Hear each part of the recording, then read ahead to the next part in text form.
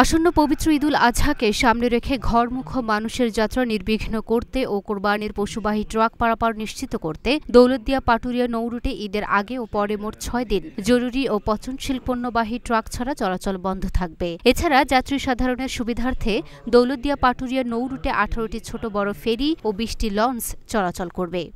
ঈদের সময় দৌলতদিয়া পাটুরিয়া নৌরুটে ছোট বড় মিলিয়ে মোট 18টি ফেরি ট্রাফিকে নিয়োজিত থাকবে।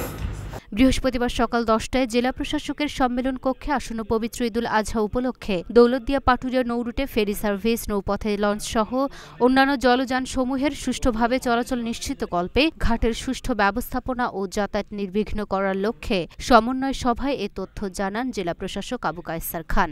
দিন-রাত সার্বক্ষণিক সকল প্রকার বালুবাহী বাল্কের চলাচল সম্পূর্ণভাবে বন্ধ থাকবে।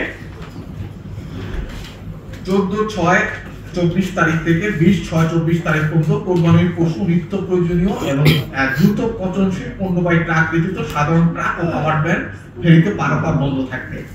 12/6/2024 তারিখ থেকে 16/6/2024 তারিখ পর্যন্ত পাটুরিয়া হতে দৌলতদিয়াগামী যাত্রীবাহী লঞ্চে কোনো প্রকার মালামাল বহন করা যাবে না। আর 18/6/2026 হতে 22/6/2024 তারিখ পর্যন্ত দৌলতদিয়া হতে পাটুরিয়াগামী যাত্রীবাহী লঞ্চে কোনো প্রকার মালামাল বহন করা যাবে না। আর আমাদের আলোচনার যে এসেছে এবং পূর্ব বিগত দেখা গেছে যে আমাদের লাইটিংটা যেন আমাদের যত সময় হয় আর নদীর ভাঙনের যে অংশটুকু আমাদের অনেক সময় ক্ষতিগ্রস্ত হয় আকস্মিকভাবে, এটা দ্রুত আমাদের মেরামত করতে হবে। আর এখন যেহেতু ঝড়ের সময় যে কোনো সময় কালবৈশাখী উঠতে পারে, সেজন্য আমাদের খেয়াল রাখতে হবে। আর হচ্ছে লঞ্চ এর যাত্রী যেন শিবালয় ওই প্রান্ত অর্থাৎ পাটুরিয়া প্রান্ত থেকে বেশি যাত্রী না উঠতে পারে, সেটা আমরা খেয়াল রাখবো। আর গরুর গাড়িতে যেটা ভিত্তিক যে পশুবাহী ট্রাকে যেন যাত্রী না আসে, সেটা আমাদের খেয়াল রাখতে হবে।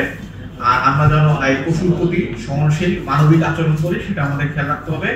আর আমাদের ঘাট এলাকা এবং ফেরিতে পর্যাপ্ত পানির ব্যবস্থা রাখতে হবে। আমাদের ভাড়ার যে তালিকা সেটা দৃশ্যমান স্থানে বড় অক্ষরে টানাতে হবে।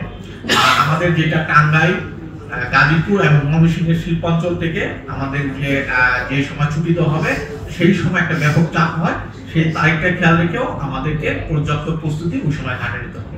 সমন্বয় সভায় জেলা প্রশাসক আবু কায়সার খানের সভাপতিত্বে বক্তব্য রাখেন civil surgeon doctor Mohammad Ibrahim Titon, police সুপারের প্রতিনিধি অতিরিক্ত পুলিশ সুপার মুকিত সরকার, গোয়ালন্দ উপজেলা নির্বাহী কর্মকর্তা জ্যোতি বিকাশ সহ সড়ক পরিবহন মালিক গ্রুপের প্রতিনিধি, শ্রমিক ইউনিয়নের প্রতিনিধি ও গণমাধ্যম কর্মীরা উপস্থিত ছিলেন।